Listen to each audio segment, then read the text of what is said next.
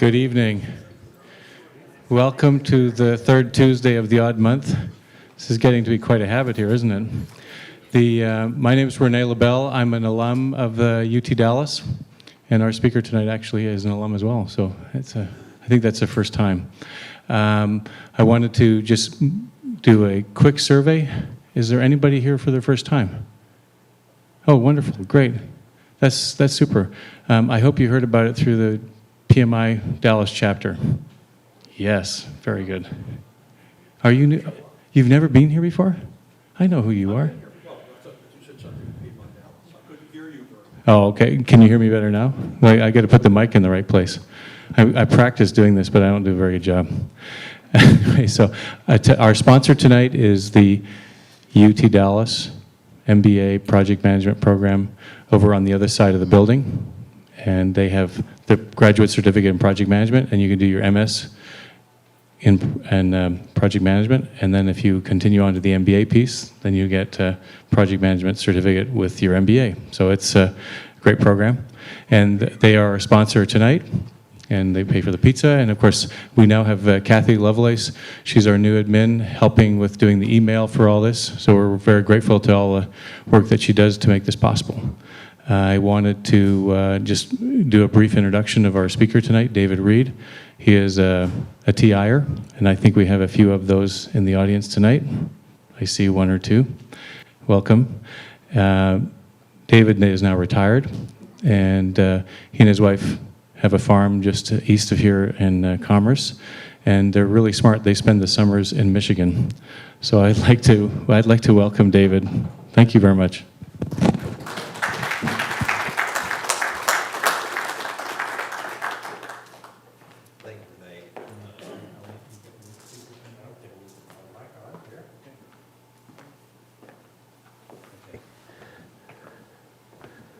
Mic on?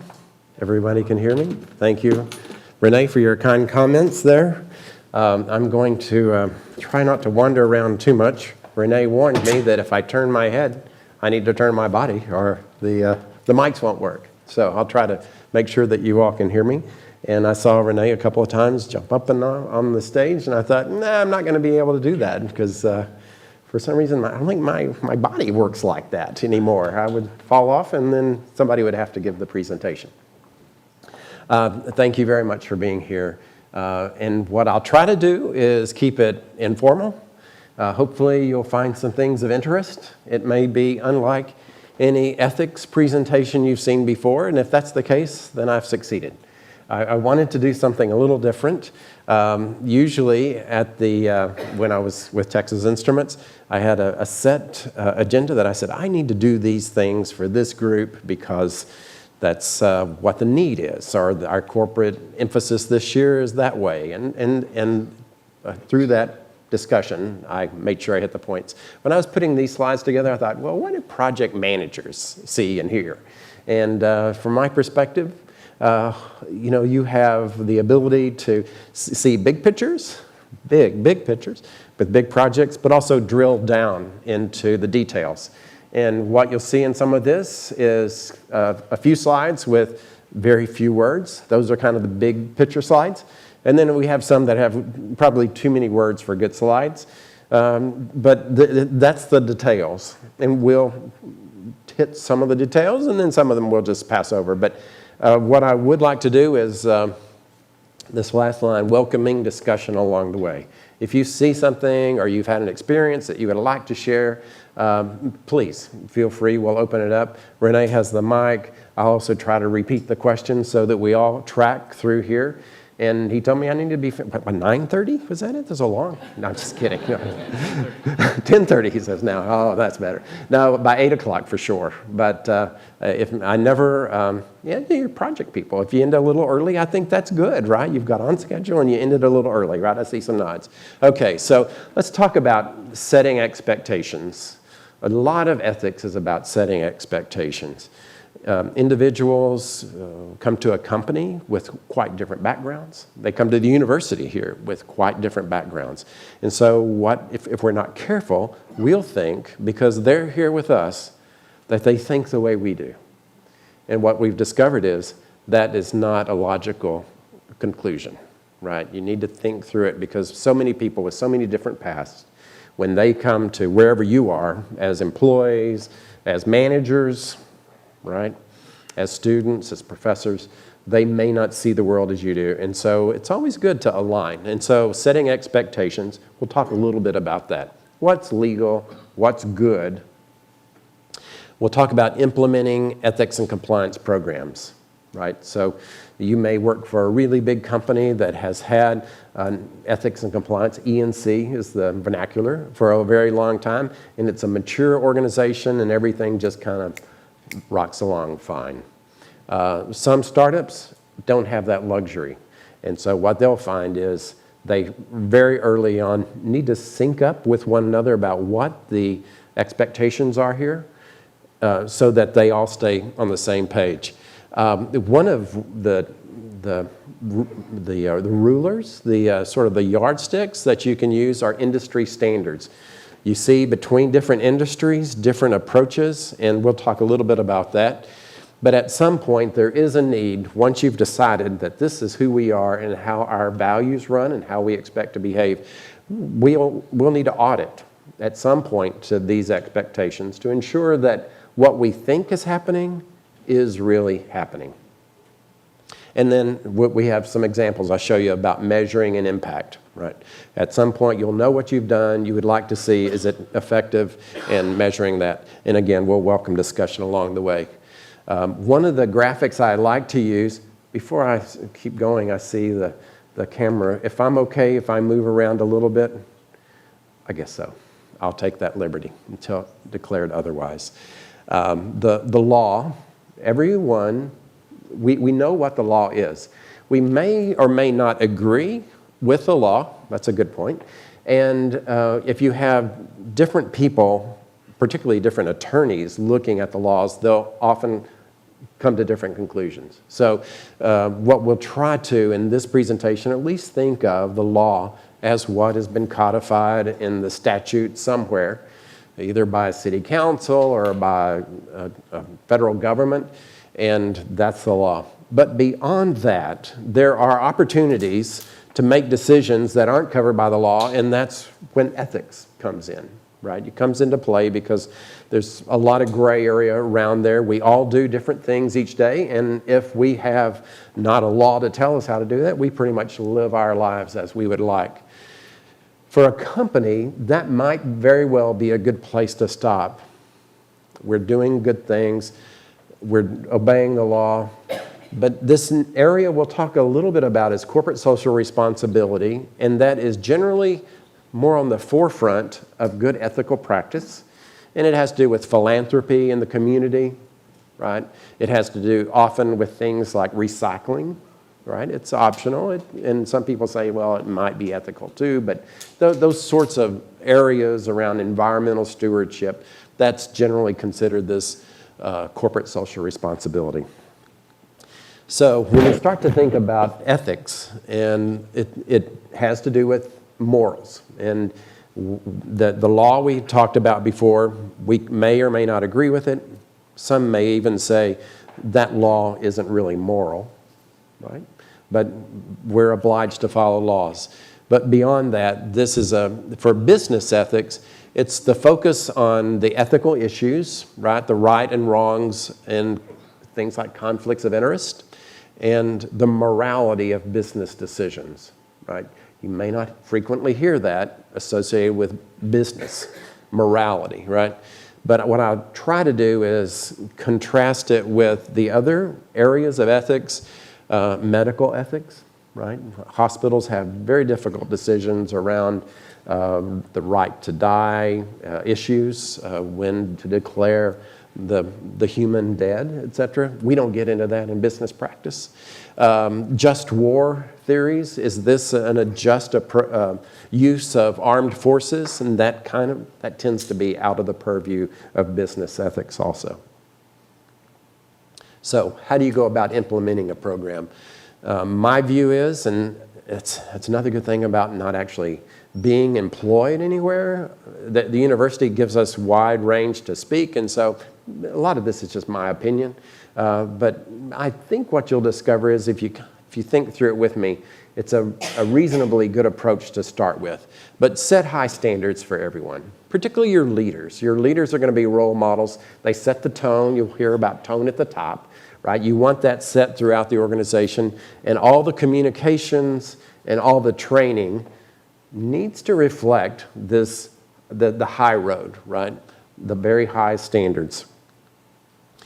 I encourage companies to stay at at the high level, generally with most employees. If you begin to drill down too far, then people start to look for places between the lines, right, to kind of find a loophole.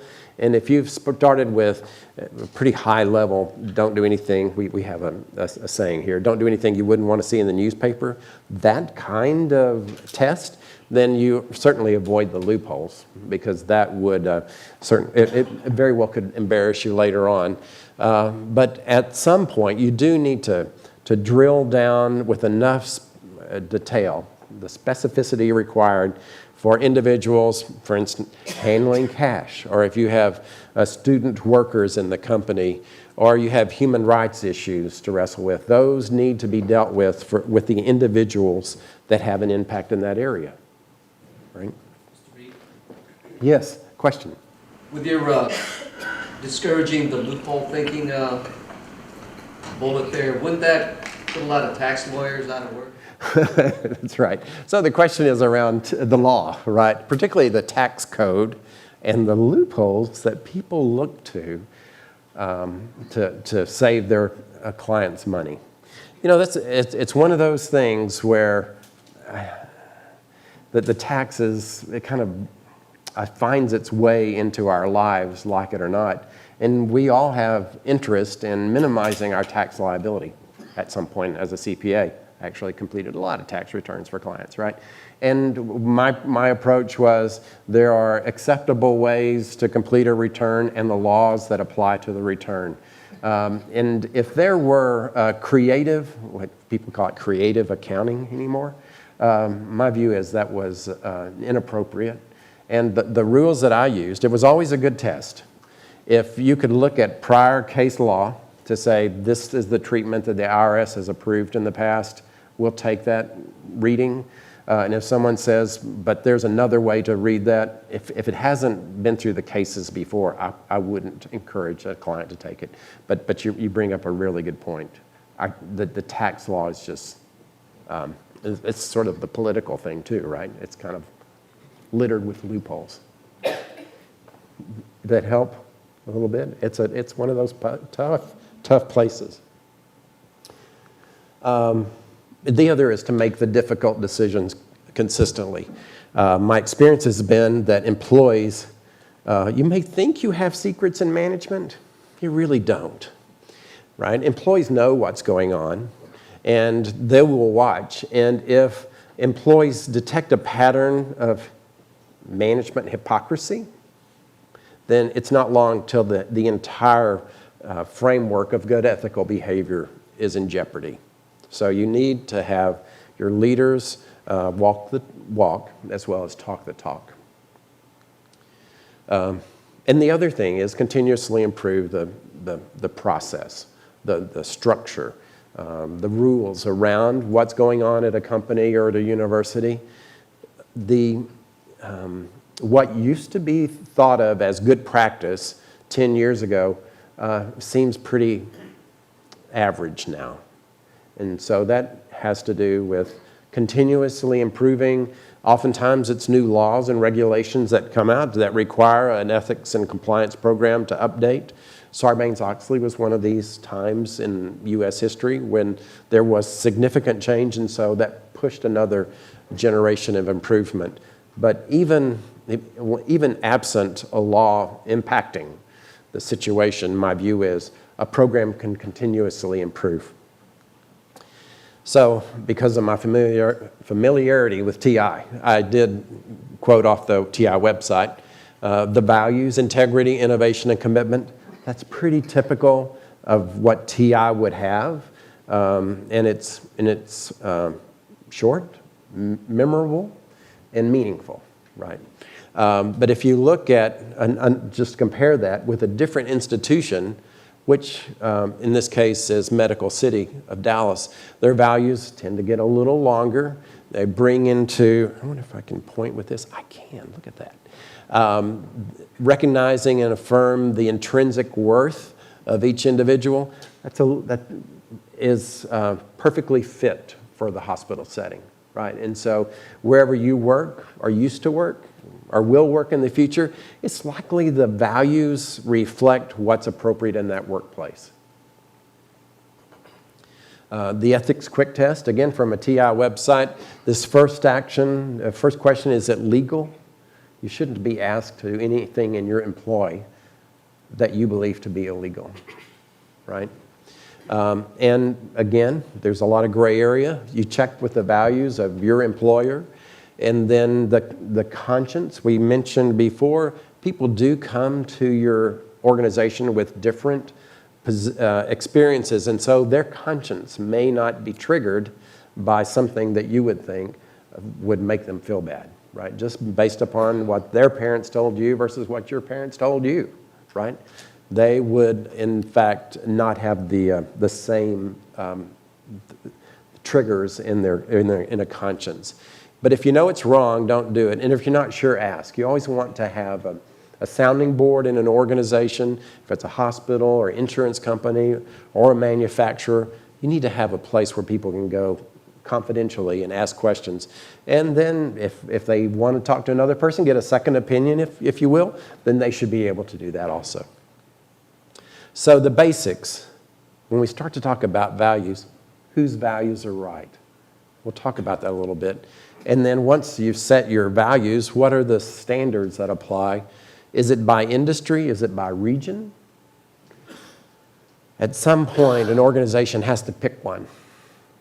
They may want to quibble about some of the details, but you actually do say, these are our values, and then they demonstrate a commitment to those values and audit to the standards, right? That's sort of the complete cycle of a good program. Whose standards? Here's one, the United Nations. The United Nations, some years ago, said this is a global standard. It's called the Global Compact, and many companies have ascribed to this approach. It affects their human rights positions, labor, environment, and anti-corruption. You know, those are the kinds of areas that generally are addressed in some sort of code of conduct.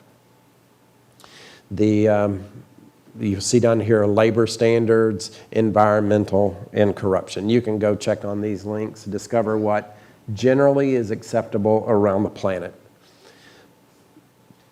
That applies to any industry in theory. But if you drill down a little further, if you get into a medical industry or an insurance or finance or the extractive industries for oil and gas, or in this case, an electronic industry, there are some unique situations that arise that you would like for them to be addressed in the values of the industry. And so what most of the electronic industry has done is centered around this electronic industry citizenship coalition. And they have a vision. Every good organization is going to say, generally, this is what we think the future should look like. And it's a global electronics industry supply chain, right, that consistently operates with social, environmental, and economic responsibility. So that's aspirational. If you look at it, this is what they would like to do. And we encourage the members to progress towards this vision and develop the capacity in the industry to meet all the requirements of the consumer, right? And there's a link there. But they talk about social, environmental, and economic responsibility. So this is a part where there's a lot of words. I'm not going to ask you to drill down to all the words, but just note that as you drill down into human rights, you get into labor issues. And so here is one where studies of working hours, no more than 60 hours per week in a factory, for instance. And wages, they will adhere to minimum wages. So in a jurisdiction, if it's Thailand or China or Romania, there generally is a minimum wage. And to be an electronic industry, member, EICC member, then you would say we're going to pay at least the minimum wage, right? Then we sort of shift into, once everyone knows what the standards are, then auditing to the standards is valuable. So why do we audit? In some ways, the same reason that a CPA firm has business in the U.S. for SEC opinions. There's some legal risk if you don't do this. There's ethical risk. There's corporate social responsibility risk, reputation risk, huge risk when you start to miss audit requirements, and then production risk. If you'll know and remember about some of the electronics companies that have had incidents or accidents at their factories, and they go through a shutdown, and the supply chain is blocked by a factory's output, it might very well be that the whole company finds themselves in jeopardy because they don't have the product to sell. So that production risk is significant. And finally, I would submit that customers actually care, right? Those of us who have these smartphones or these cars that we drive around, we would like to think that they are manufactured in ways, in a moral fashion, right? That individuals weren't exploited, our student workers, child labor, for instance, wasn't exploited, and the planet, the environmental issues that we see in some countries where the pollution just rolls into the river, that doesn't happen. That we would feel better about driving a vehicle or using a phone that wasn't made with those bad production practices, right? So I think gradually big companies are concluding that the customers really do care. So, any questions yet? Whew, there's a lot there. Any questions? I'd take a minute if something pops up. All right, well, let's go ahead to auditable standards. You know, I mentioned before, in that labor area where you said we're not going to work more than 60 hours a week and we're going to pay minimum wage. Let's just take those two for a minute. Do you have a process to track and act accordingly when workers are approaching the legal working hours limit of 60 hours? So, in this case, you would say, we're not going to go past that 60-hour-a-week limit. We are going to, in theory, check at 55 or 50 hours to make sure that if they work a little overtime, that's okay, but they can't work past 60. And if you have a process in place, is this an auditable process? Are workers' regular and overtime working hours kept on a daily basis and retained for at least 12 months, right? So if you're going in to audit a location and they say, we just shredded everything yesterday, right? That's not very satisfying for an auditor. You would like to think, right, that there is enough records available, sufficient records to really test and make sure that they're doing what they say they're doing. And then the other is, do you provide all workers upon hire with a clear and written description of their employment policies and the way they calculate their wages in local language, right? It doesn't help if you're in Thailand to get a packet in English and you don't speak English, right? You need to have and document policies in local languages. So these kinds of criteria, the standards are auditable. And more companies, we'll talk about it in just a few minutes, do actually have audit teams that go into these facilities. You know, it's a project, an audit project, right? They go in and they look to see what's going on to ensure that they're meeting the expectations. So, how do you prepare for an audit? Those of you who may have had an audit from your CPA firm, you have a list of records that you provide. Similarly here, you have an audit team that looks into what the audit firm is going to look into in this corporate social responsibility audit, and you conduct some sort of self-assessment, right? If you don't do this, you might very well be surprised when the auditor comes and leaves that you have a long to-do list because you weren't meeting the standards. So you have the standards provided by your industry, you've agreed to those, and you can certainly have your internal audit team maybe from corporate, come in and help with a self-audit. You can also engage with a consultant. More and more individuals who, once they retire, are going into consulting, or consulting firms actually have a practice associated with these kinds of audits. And similar to what we began the presentation to talk about, where do you drill down? You drill down into the high-risk areas, right? If you have 10 areas, you wouldn't want to put exactly 10% of your total hours across each area. Some are not as important as others, and this is where you drill down. And you, as mentioned before, have a sufficient body of audit work papers to suggest that we have looked at these things. These are the copies of the maybe safety records that we viewed. These are the training records that we viewed, and we've highlighted a few cases that are exceptions. You know, maybe we have an issue we need to improve on. And then, when you know the audit team is going to arrive, you have a spokesperson, and you actually have the audit team and your management team sitting there for this ethics/corporate social responsibility audit, and you begin to tell your story. You know, here's who we are, here's our management team, we take this seriously, and this is the audit that we've performed ourselves, and these are generally our corrective action plans that we've detected. And as an auditor, if I've gone in and I've seen that this is where the company is, I feel pretty good. You start to worry when you go in and they don't have any records prepared and you're sort of wrestling with them all week about access. So I've got a couple of examples that I wanted to go through. Yes, Larry. Question, if you're a multinational, you're in a lot of different countries, do you sort of do the audits different for like a country that's in Germany versus one that's in China, or how do you do when they're multinational? And you maybe kind of cover Yeah. that. So the question is, what about a multinational that has facilities and, in TI's case, 30 different countries, right? Do you actually perform an audit in every country, and are the audits the same? What my experience has been, you focus on the high-risk areas, right? And you also, look, look primarily at the manufacturing facilities. You might have a little audit at a say a headquarters where you have some finance people and sales, particularly if you have concerns about corruption. That might be a really good place to go look.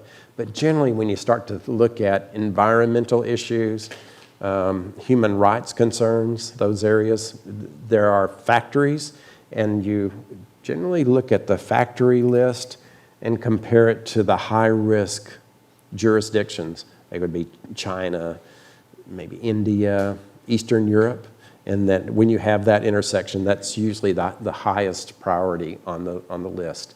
The lower priorities tend to be in the U.S., where we have really effective enforcement around EPA, the Environmental Protection Agency, enforcement around OSHA for worker safety, and so the attention from industry tends to be to the areas where the enforcement is maybe suspect. But ultimately, you do try to get to each factory at some point. Yes, sir. So these standards that you're trying to audit, Right. Would they apply both internally to the company and to the vendors or the people that you contract with to do things? Ultimately, they do. This is a great question. Let me ask, see if I can kind of restate it. If you're with a multinational company and you have maybe a subcontractor or a facility that you've outsourced some of your work to, do they also get audited? And the answer is yes. More and more, we see companies drill down to that first tier and oftentimes ask that first tier, which can be a really large company, right? So you think about, we'll take Apple, for instance, uses Foxconn as a big manufacturer, had for many years, and they have some subcons. Then the pressure is on that first tier company to look at their first tier, which would be second tier for the parent, or the brand, if you will. It's a great question, and so that really cascades down through the supply chain. Any other questions? Does that help? Well, I was really trying to figure out if you would actually have the precisely the same standards that you would apply internally. Yes. So if you have a very high standard internally, maybe it's driven by local law or the federal government or what have you, would you apply that particular standard in that outsourced location, and maybe it's in a foreign entity or something? So the question is, what about those subcons that aren't part of the company, and do you expect them to adhere to the same standards? And through the EICC, as just one example, there's also in the oil and gas some similar, right? There is this emphasis to go ahead and press down into the supply chain and use the same, even to the point where the brands, which are the Apple and others, HP for instance, TI, they would ask those entities and organizations to also join this organization, EICC, and sign a membership and a commitment and actually pay the dues to be a member of EICC. And then they have their own responsibility for standards also. So it is ultimately, you'll see more consistency across the industry. Yes, sir. Yes, if you've got standards that you expect to push into a sub, would you not add as part of the agreement you make with that sub both what standard you expect them to adhere to and the ability to audit at whatever level you think is necessary to meet your ethics? Right. This is exactly what's happening across the industry. The question is, if you have, and I appreciate you speaking loudly enough. I think everybody caught it, but I'll make sure that it's on the tape because that's a really good question. As a customer to one of these subcons, do you have in your contract some terms and conditions, the T's and C's, that say this is what you need to do? And the answer is yes. That more and more you see that requirement, or as an addendum, these are the rules associated with EICC in the electronic industry, and so that will be applied, and we have the right to audit you. And we'll get to it in a couple of slides. And what I discovered is that this community tends to work well with each other, right? Those businesses, as customers and suppliers, they are trying to align.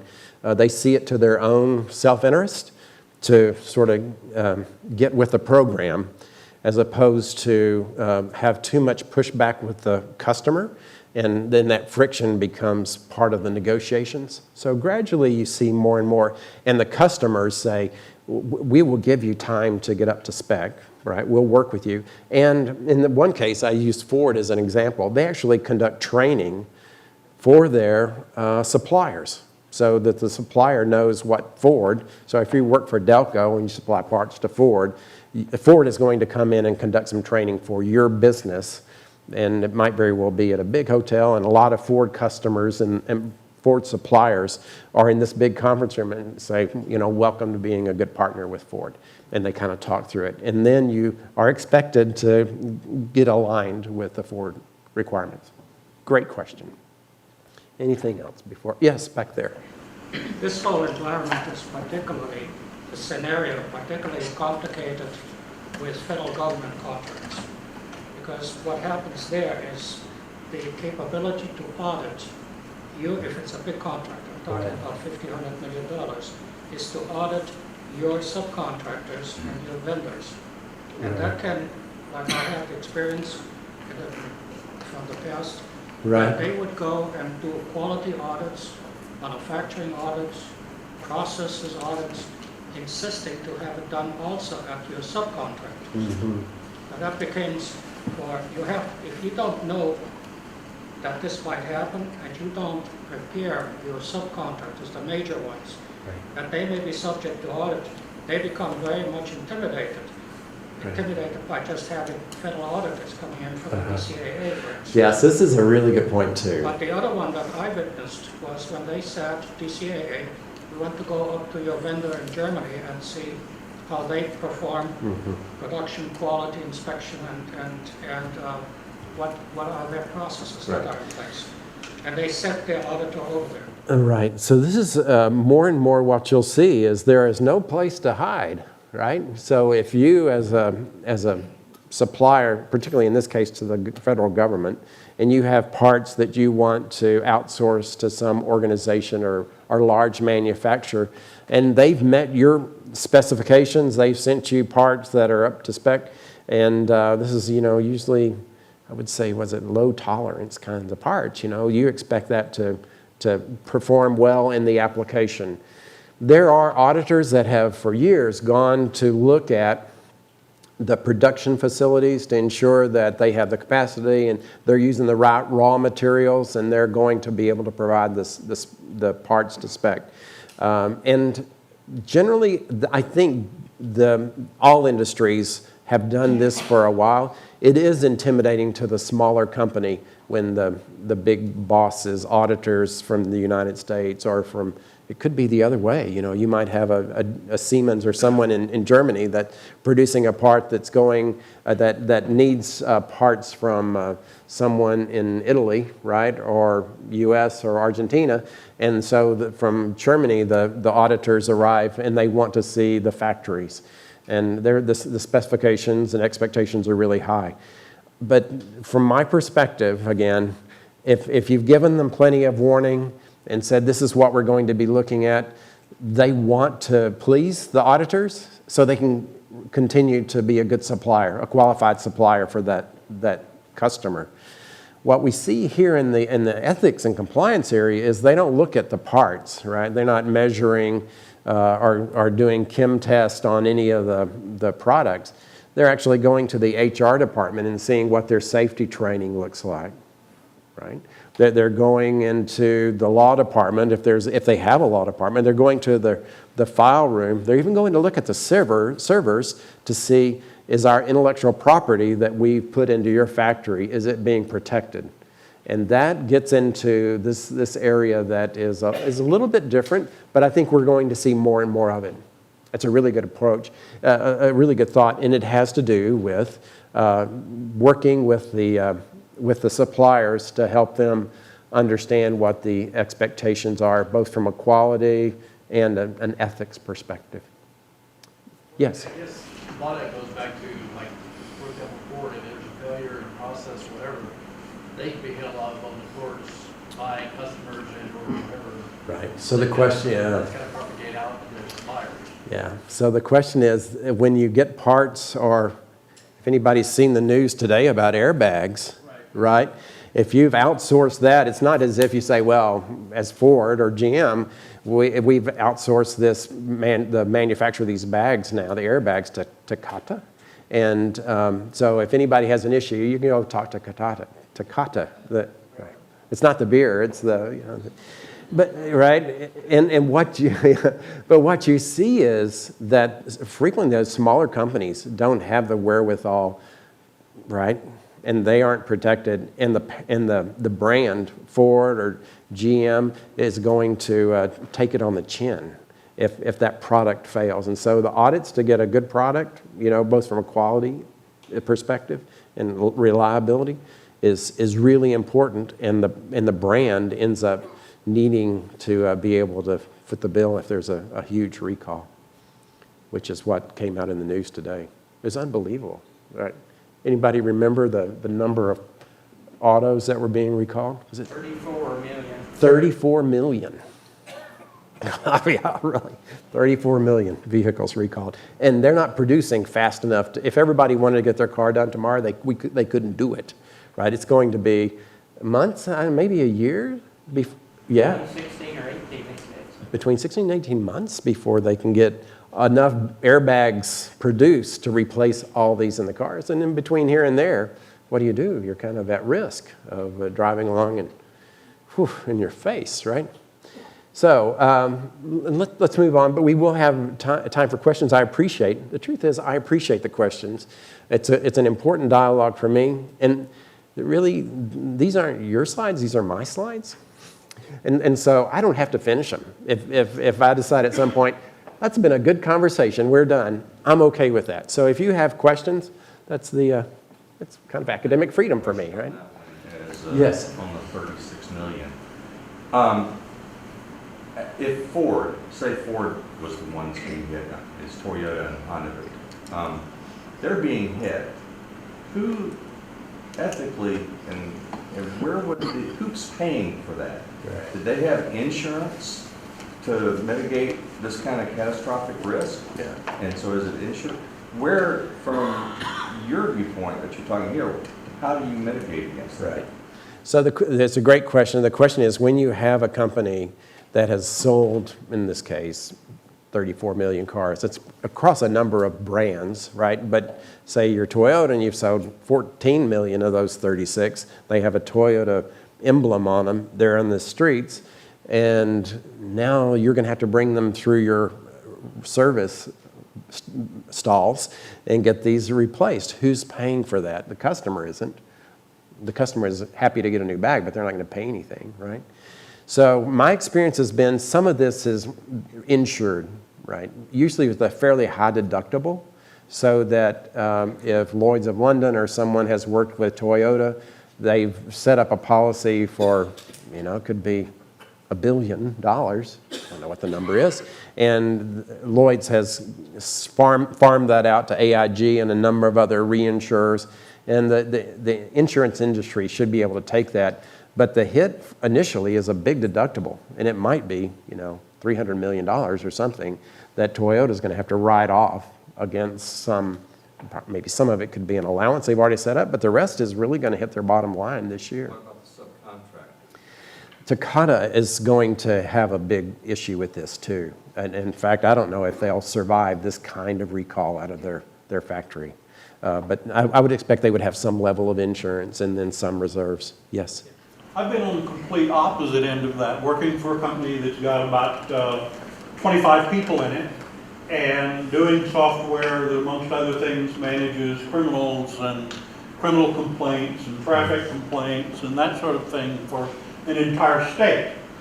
And so one of the risks that you have is that if the software fails to have someone kept in jail and they go out and they kill somebody, okay, what's the downline? So you get very careful about the contractual, who owns it, how it gets handled, what insurance you carry. So, because for a 25-person firm, you're not going to cover that.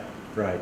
So in this case, the question or the point made is well made, is that if you don't have to be a manufacturer of hardware, you can be a producer of software, and it goes into a critical application, and in this case, maybe state government, and it runs their criminal court system, and someone is in error, released from jail through a parole, but they weren't really supposed to get that, maybe, and then they're on the street and they commit another crime. Was that software issue that contributed to that?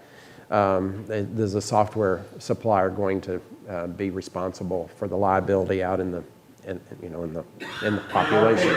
In our case, we got the customer verification process to own the reliability of the software. And so in that case, you have the courts, and I guess parole or the jurisdiction is responsible for those kinds of things. And it helps them, if they've double-checked and triple-checked, to make sure the records really do indicate that this individual is ready for release. And if not, if there's any question, you put presumably a hold on them. I'm way beyond my level of expertise, but that is, and I hope never to find myself in that situation. Right. Other thoughts? Okay, thank you for the points. Ford says their suppliers are critical allies in helping us achieve success in the marketplace and meet our sustainability goals. So it's not just production, right? This is environmental, human rights, etc., and the basic working conditions, which applies to our own operations as well as they have a $100 billion supply chain. So that gives you some idea how significant this is. Ford says our human rights and working condition is a prime area of focus for our work and sustainability with our suppliers. And this is going back a little while, but in 2003 they had these kinds of audits, 900 third-party audits to that first tier and prospective first-tier suppliers, and we talked to them about ethics, human rights, and working conditions.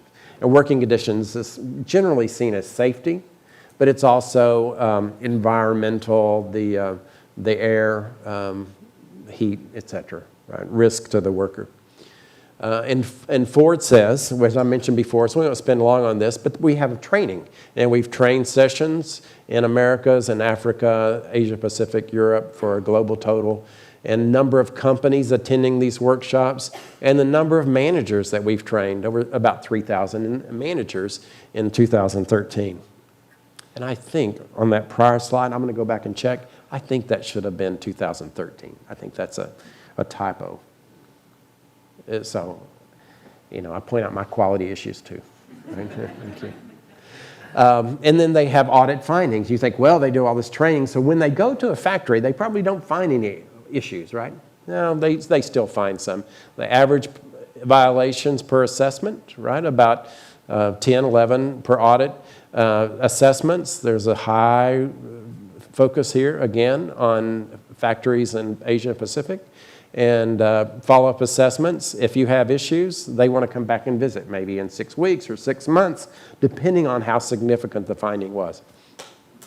Apple has a different approach, but also very committed to this.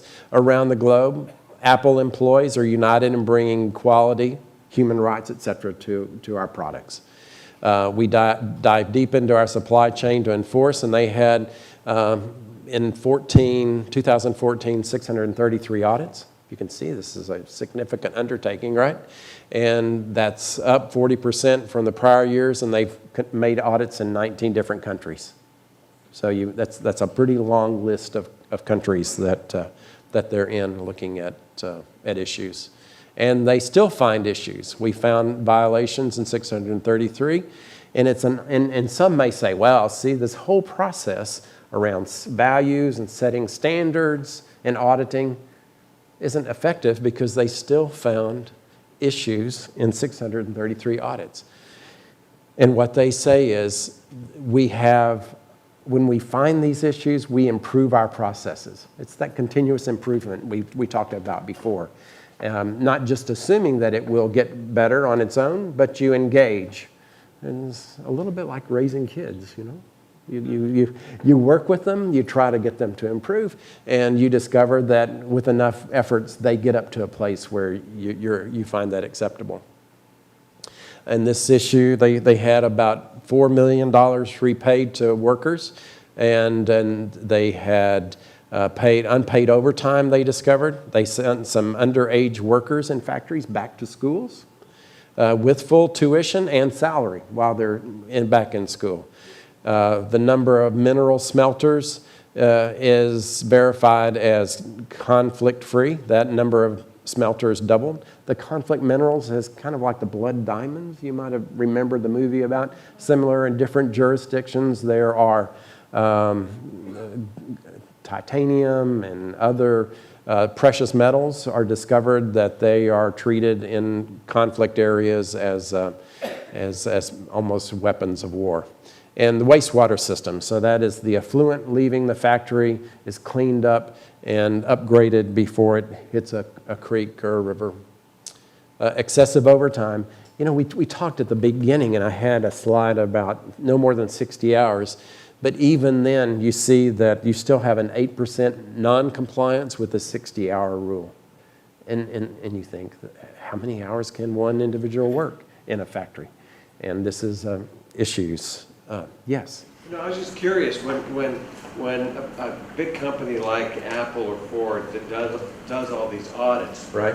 is it Apple and Ford employees that go out and do those audits, or do they hire, firms to do that for them? That's a great question. The question was, do they have Apple or Ford or Texas Instruments employees go to the suppliers' factories and conduct these audits, or are they outsourced to audit firms? And it's a little bit of both. And sometimes you'll find an audit team that comes in. There might be one actual employee from the brand, an Apple employee or a Ford employee, and they may have some auditors with them that are generally local employees of an audit company that they've teamed up with. And for a variety of reasons, generally they're able to do it less expensively because they don't have travel from California to Bangkok, Thailand, for instance. Right? Or they have just the lower wages in some of these. You can get an accountant or OSHA kind of environmental engineer in China, a local worker that is less expensive than sending someone from the U.S. So it's a blend, but my experience has been, I don't remember ever seeing a whole team from California or Detroit go somewhere to conduct an audit. It's a good question. Yes? Are the audits based on that culture and that government regulations there? Or is it, because it's hard to sometimes, I would think to project out, when you look at some of the accords that, we're trying to, the U.S. is basically pays for a lot of the environmental stuff that China and some of the others don't participate on a government global scale. So Right. I wonder what the challenges are from a corporate level, the political spectrum. Right. It's a really good question. The question gets back to that one that we talked before, whose standards apply. And with respect to a legal perspective, generally that local law prevails, right? So there is an audit, particularly in the employment law. However, there are some templates that are ported, and the 60 hours, for instance, is it's taken from EICC in this case and laid across a country like maybe Thailand that they're, as I recall, my experience was 70, the local law was 74 hours, right? And I just don't know how you could get 74 hours squeezed into a week, right? But when I was, occasionally I would be a sort of the audit lead and I would be talking to the manager locally and I would say, I know you think that you can do this, but you can't do it for long. Well, the whole world is going to 60 hours, and irrespective of what your local laws allow you to do, you're going to lose your customers if you can't figure out how to hire enough people and train enough people so that the schedule, it isn't average. Nobody can go over 60, right? And so that is generally what is ported. There are, and I'm going to, in the Kyoto, I think, out of Japan, yeah, the treaties and environmental expectations are higher in Japan and in Germany than they are in the U.S. So if you have auditors coming this way, they might look at it a little differently. But my view is, from a labor perspective and human rights, everybody's trying to center around this production expectation. Yes? Yeah, I had one of those where it was the other way around as well. We're doing work for one of the large insurance companies in the Netherlands. And any computer that you connected to that, they installed a piece of software on, and you couldn't hit keys for more than so many minutes at a time. If you were in the middle of something and it reached that timeline, you were required by the software to stop keying and go somewhere else and do something. Take a break. For 10 minutes before it would even take the next keystroke. And the timeline was like 20 minutes, and it just used to drive us nuts. It's a very interesting observation that the different standards sort of collide at some point, right? And I'm trying to think, in Germany, somebody spoke to Germany a few minutes ago. I think the average work week is 35 hours, not 40, what we have in the U.S. And so that is a little bit of a piece of friction too.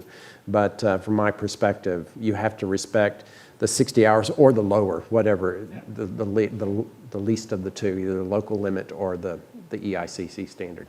Did I see a hand over here? Okay. I have a question. Yes, what? I did see a hand. How does the worker feel about that? Because in India, they want to work more, they can't live off the 60 hours a week for pay. So they have to go get a second job to pay their bills. This is a very difficult place. And I've had that same conversation. I'll pretend that you're the manager that I was trying to negotiate with in one of these countries. And he says, if I can't work them more than 60 hours, they're going to go to my competitor across the street that just really works in a local market. And we kind of looked at each other and I said, we're kind of at a standoff here. But they might very well take part-time jobs after they leave your factory. But if you want them at your factory and you want your customers to continue to place orders in your factory and load you up, you're going to have to limit these hours to 60. And it was a very difficult conversation. You've probably had those as project managers with people right? Who said, I just can't do what you're asking me to do. I said, well, you're going to have to figure it out some way, right? It's a really good point. I appreciate that question. And that sort of the collision between cultures you see in stark, black and white. Right there is the issue. The expectations of a local worker who needs more than these number of hours in order to feed their family of 8 kids or 14 kids, whatever it is, it's just very difficult. Any other reflections? And you may have had experiences as we're describing here. Anybody get into one of those situations and end up with a different resolution? I know I was unable to negotiate an agreement with them that they would be happy with. We just never got there. So it's not an option for the employee to choose. No, they can't volunteer for 72 hours. They have to say, okay, I've worked my 60 and I can't come back in. I have an example of a different one. I was working for a chemical company, PPG, and they elected not to go places where the environment was. So, yeah, this is a good point. They would go in, and if it wasn't suitable, they would just not even set the factory. So there are some companies, when they look and evaluate locations for expansion, they go to a country and they say, we just can't do business there. They will opt out. Whether it's like they were dumping chemicals into the water. All right, environmental situations as you described, that they would abuse the planet. And for Ford or Apple or other name brands, they don't want to have their brand coming out of one of these factories, and the New York Times is a picture of this brand rolling across this and the trash in the river coming out of the pipe. I got another funny story. That was funny? I got funny. It's not funny. It was kind of. Okay. PPG had an old factory at Pittsburgh, and the Three Rivers come together. Right. And they come together in the like Three Rivers Stadium. It was the first time when I was there. It was the first time that the water actually froze, and actually froze because of the they got all the most of the chemicals out of the water. Right. And they had trouble with the barges coming. These great big coal barges with six huge containers on them. They got stuck in the water. Yeah. So they never had an issue before. Right. And the second part of that was they found chemicals coming out into the water. The EPA found chemicals.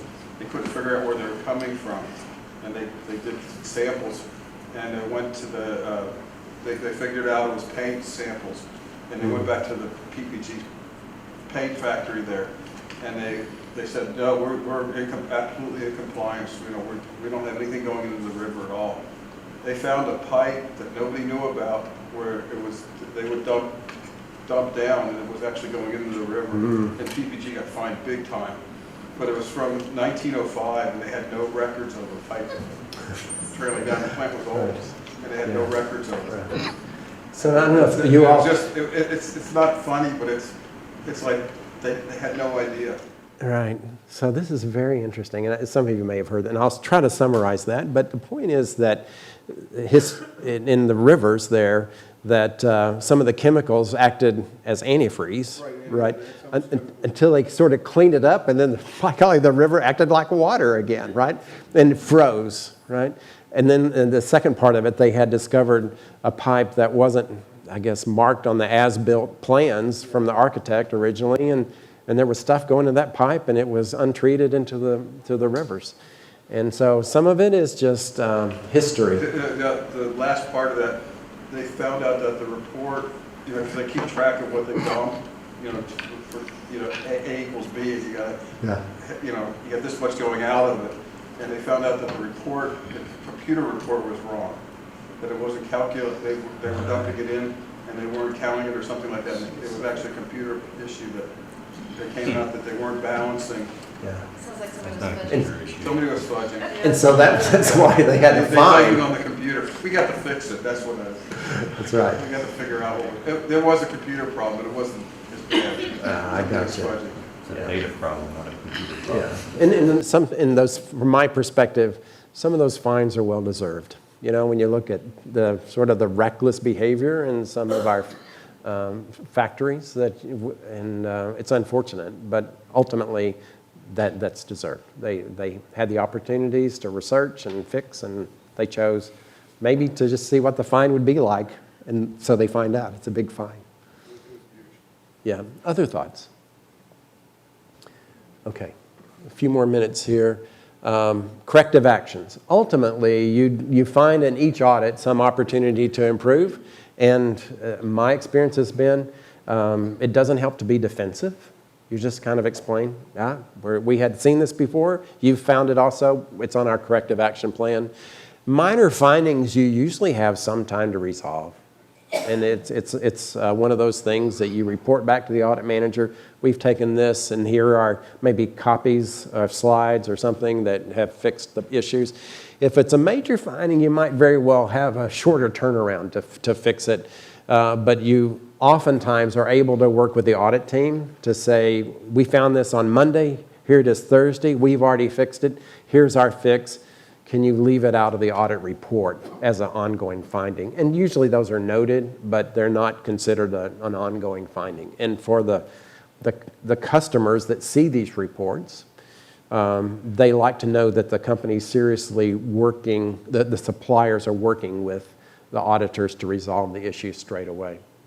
Yes? Why would the major finding take 5 days as opposed to the minor at 3 months?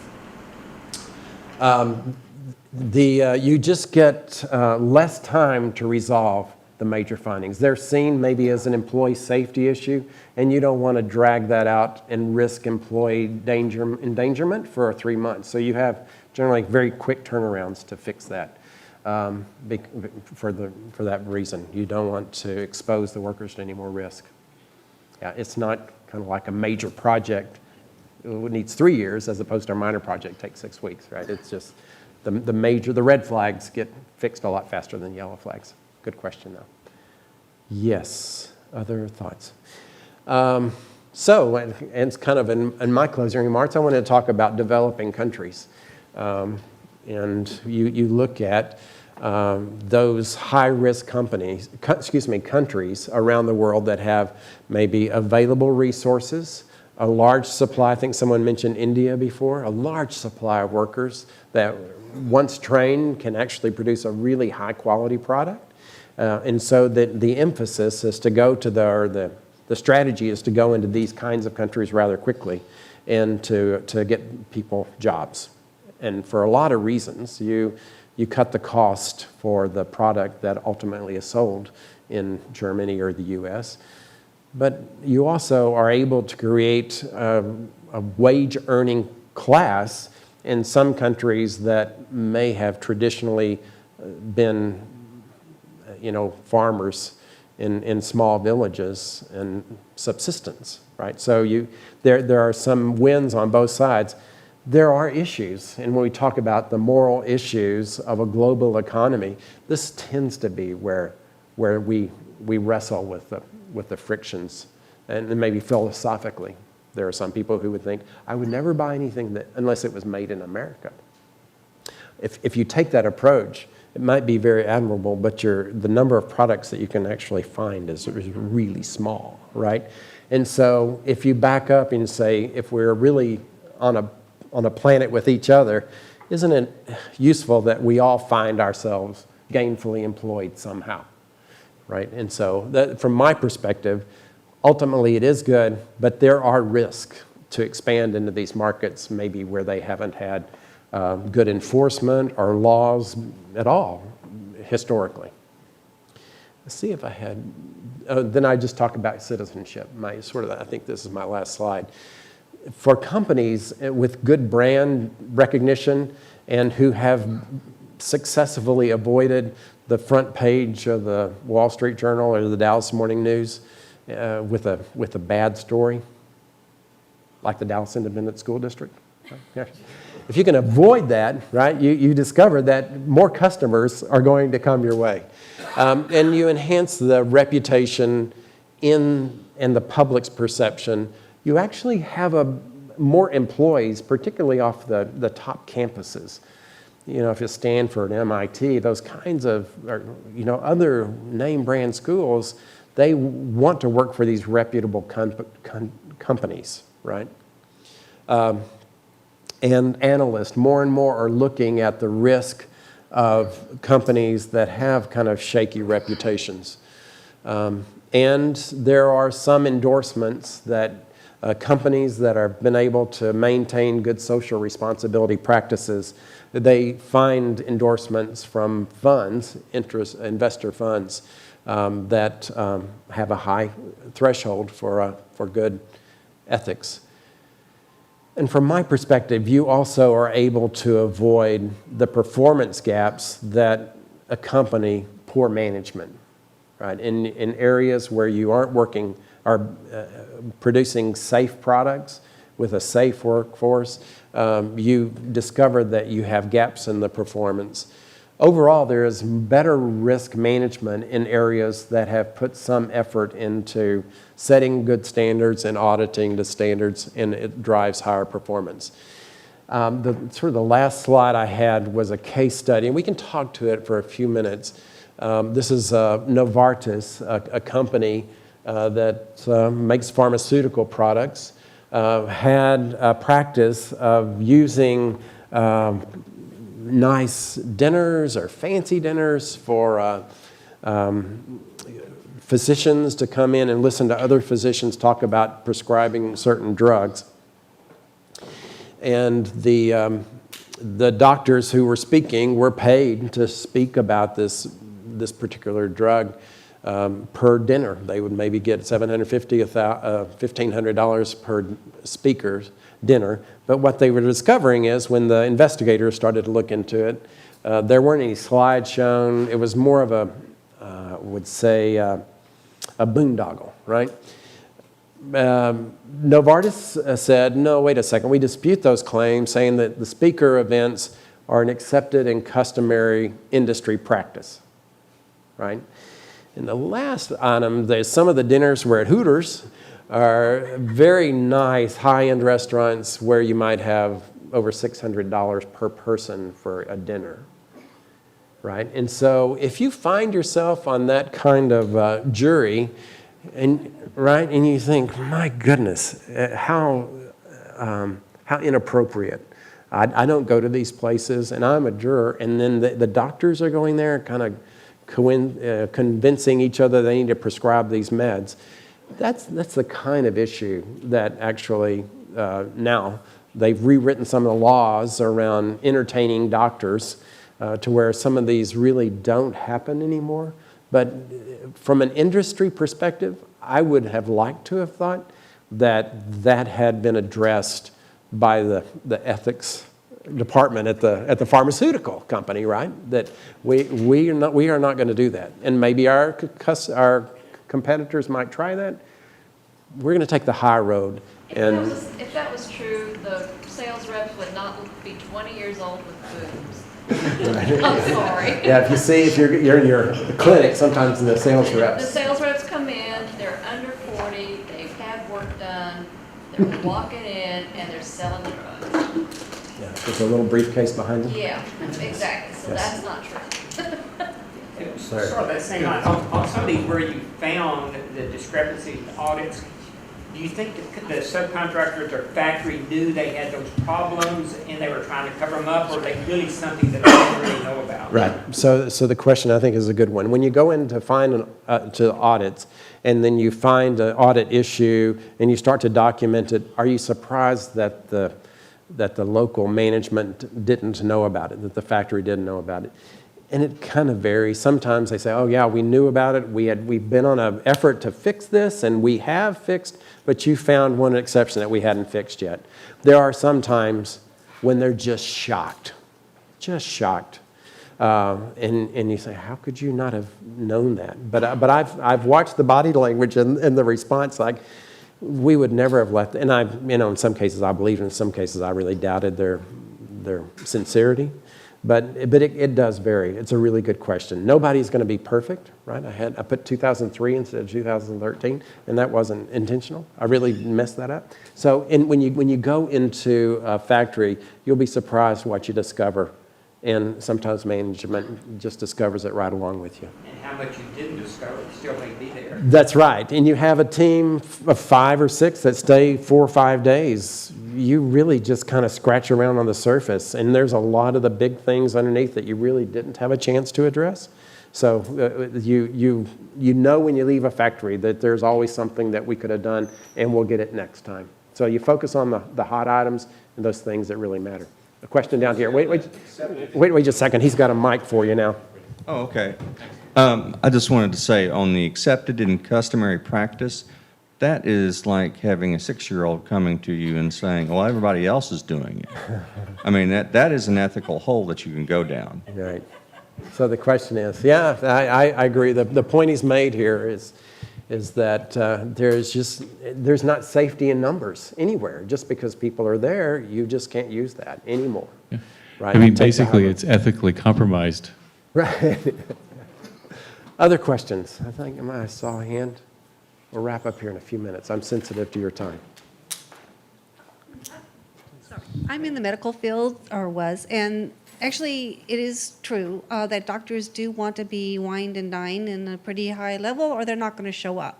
The payment, however, of the doctor speaking is another story, but you can't expect them to show up for a $20 dinner. Right. That's a good point.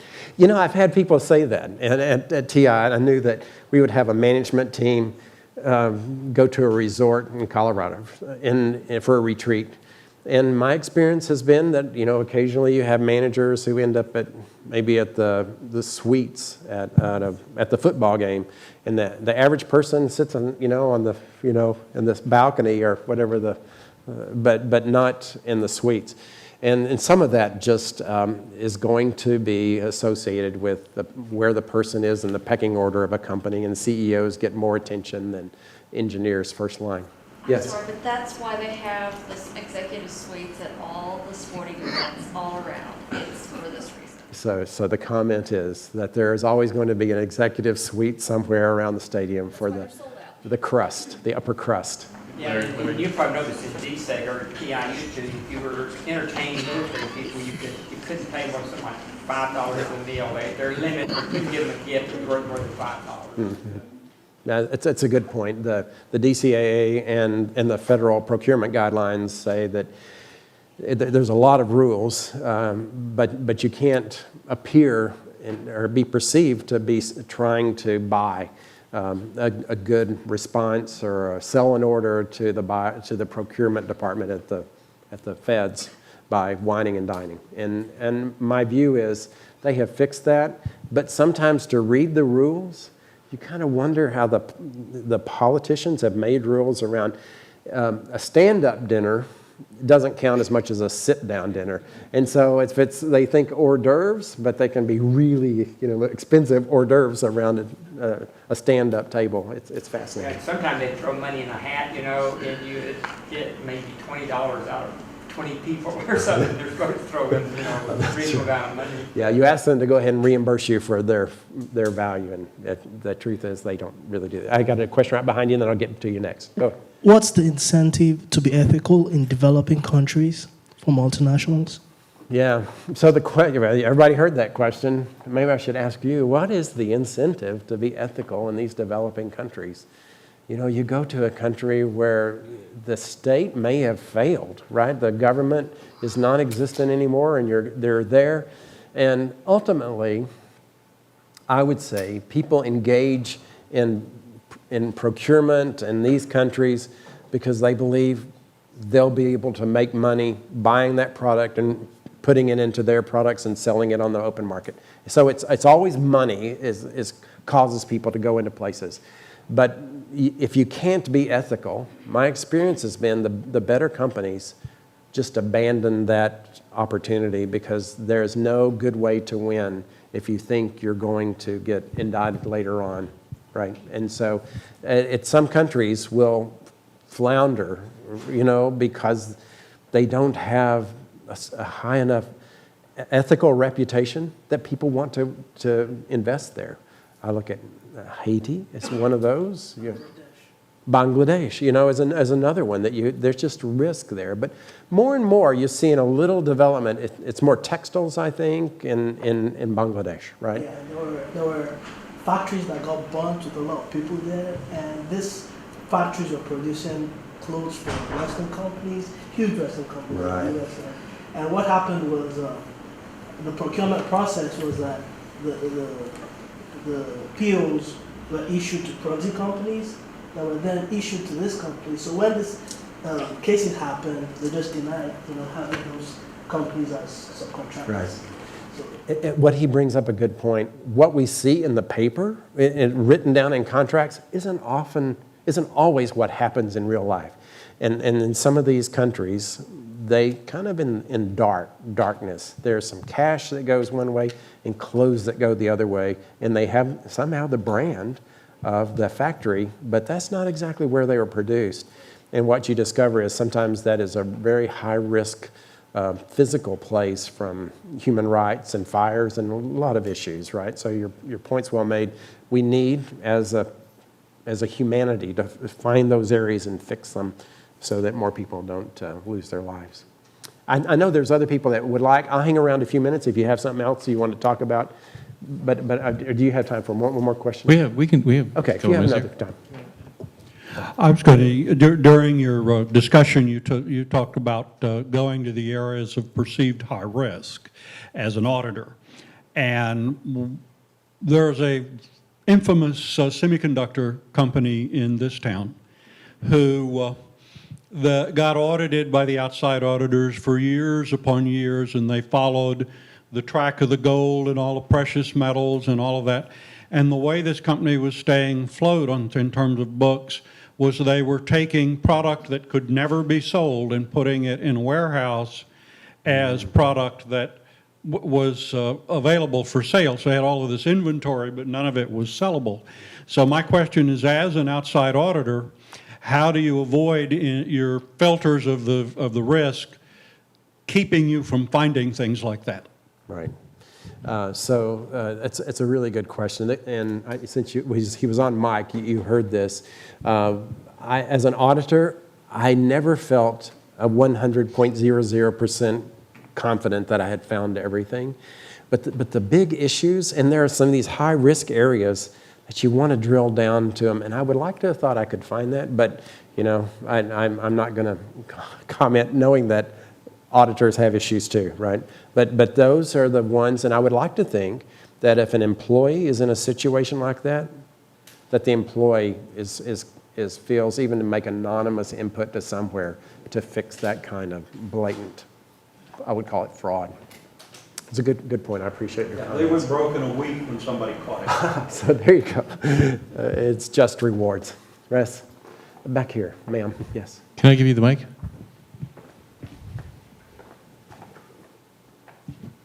The question about ethics, obviously you've done a lot of auditing. How much in your audit work have you done that's more, you've had to educate the management team other than, pretty much point out, hey, this is an ethics violation? When we look at one of the bullet points with the Hooters and, they may say, well, this is how we've always done it. Mm-hmm. This is the status quo. This is what happens in the industry. And then you have to actually educate them that this is really an ethics problem. Do you see a lot of that? I have been in those situations where the local management almost had a blind spot to what the planet's expectations were, and my experience has been to try to be really respectful and not embarrass them, right? And say, you may have seen this differently in the past, but let me encourage you to rethink it with me, and kind of walk down the path and see if you can kind of pull them along. And generally, I think I can. I remember distinctly some situations. Had a situation, it was a very long time ago in Korea, where this manager really wanted to he was in procurement, he wanted to buy products, office equipment from a relative, like a brother-in-law. And I said, no, you just can't do that. It doesn't look right. And for a variety of reasons, he left. He left TI a couple of years later and joined the family business. Because in his mind, he was very successful inside TI, really. but he just wasn't ready to grasp kind of a Western procurement mindset. He still wanted to do it more traditionally. And at some point, if they're in a local business and their traditions dictate success for them, you kind of have to respect that decision. But you can't do that here. You can't do that at a multinational anymore. I appreciate your question. It can get complicated. All right, Renee. Thank you, sir. Are there any more questions? Okay, we'll make you the last one. Yes, good. It's an experience which I wanted to just share with you. I work in Dubai where the conditions of the workers who come from India or Far East are very bad. I have experienced this because I'm in the construction field. Dubai. And we try to do things to, improve the conditions over 10 years. But I've noticed the power of the social media there had more influence on changing those conditions than any other rules. I've seen big companies there, and I've visited their they call it labor camps.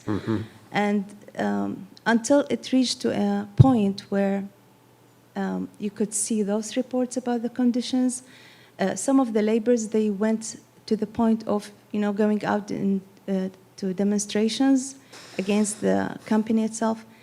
So I think sometimes the power of the social media, now this is one of the things that will have a bigger influence on, more than any of the rules that we try to put. That's, a point. It's a really good point. The sort of the power of the pen that we used to think of in the press, that's sort of been delegated a little bit to the social media, where if it goes viral, a company who maybe didn't even know of a practice in Dubai, Abu Dhabi or someplace, discovers that we have an issue and the management team can go fix it together. But absent that kind of spark, it may never get seen. But thank you for your comments. It's very helpful. David, thank you very much. We really enjoyed your presentation tonight. We have a little gifty here for you. Thank you. Thanks very much. You're welcome. Great job. Thank you. You're a great audience tonight. Thanks for all the questions. And we'll see you in July.